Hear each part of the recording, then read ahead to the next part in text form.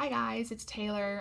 Before we start, I just want to introduce the topic. It's determinants of supply and demand, and one of the key terms that you're going to want to know before we get into it is ceteris paribus, which means all other things being equal. So when we're looking at the price and quantity on these curves, it's going to assume that these two are going to be the only variables within the entire scope of it that are going to be moving. So everything else being equal, okay?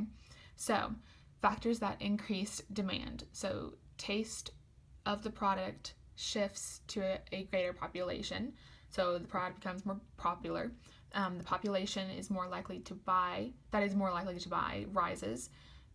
Income rises for normal good, price of substitute goes up, and complements go down. Future expectations encourage buying. And then factors that decrease demand is taste of the product shifts to a lesser population, population likely to buy drops, income drops for a normal good, price of substitutes go down and complements go up, future expectations discourage buying. So what this all pretty much means, say that you have an iPhone, okay, so taste shifts to a greater population. So say that you're starting your iPhone in a larger city where there's a lot more businesses, there's a lot more companies, a lot more of demand to communicate faster, okay? So that you're starting there. So the taste of the iPhone shifts to a greater population. So say that you're taking it from Knoxville to New York, while both of them do have a great need to communicate quicker. If you're taking it to a larger population where more people are able to buy it, then you're going to see your quantity is at a low price, but then it's going to go over and you're going to have a higher quantity for a seemingly same price, but a seemingly same price, okay? So it's going to be good for the consumers as well because you're going to want a more bang for your buck.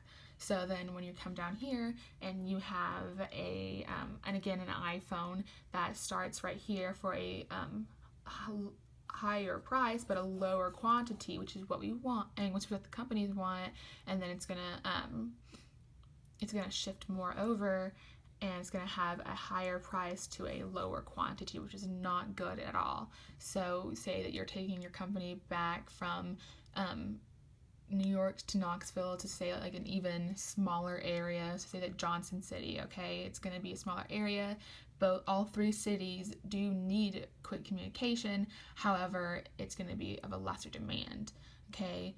Changes in factors like average income and preferences can cause the entire demand curve to shift left or right. This causes a higher or lower quantity to be demanded, okay?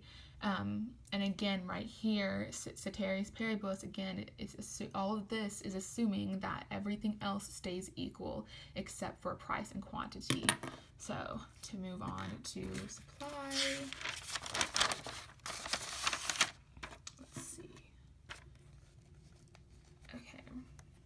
So, supply.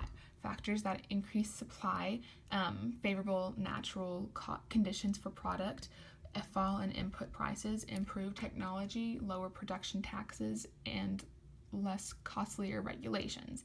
Okay, so say that you are a company that sells oil, okay? Say that Exxon is selling oil and the oil comes from the Gulf, okay? So we all know that hurricanes come a lot in the Gulf because of the warmer waters, but say that this year there weren't a lot of it. So the company Exxon was able to produce a lot more oil. So favorable natural conditions for a product allows them to have more supply to sell. So at the first, it's going to start right here, and it's going to be at a lower quantity for a higher price, okay? But then when they have more supply to be able to produce and give out to the consumers, they're going to be able to drop the price and have a lower quantity right there, okay? And then, so factors that decrease supply, poor conditions for production, a rise in input prices, a decline in technology, which that rarely ever ever happens. Higher production taxes and more costly regulations. So say that the government started regulating how much oil you could produce per whatever for the ocean environmental stuff. Yeah, anyway, the point is that you have to produce less because of the government regulations, which is not going to help because you want more and more oil. So you're going to have to raise your prices a little bit. Okay, so this is where the line is starting. So you can see here how it's coming from a lower price and then a higher quantity. Okay, so this is before the regulations and taxes. Okay, and this is going to be after. So you can see how it's at a higher price right here, but it's at a lower quantity, which is not great at all. It's going to bump the prices up. It's not going to be great at all. Yeah, and then say that you have a hurricane coming in and it's going to make it go even higher for prices and then lower in quantity. It's not going to be good at all.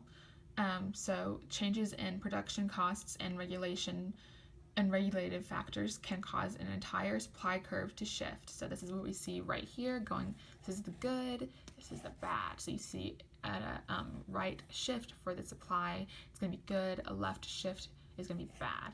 Okay, and again, ceteris paribus assumption means that these are going to be the only two variables, the price and quantity, that is going to be changing. Everything else is going to be the same. Okay, that's it. Bye.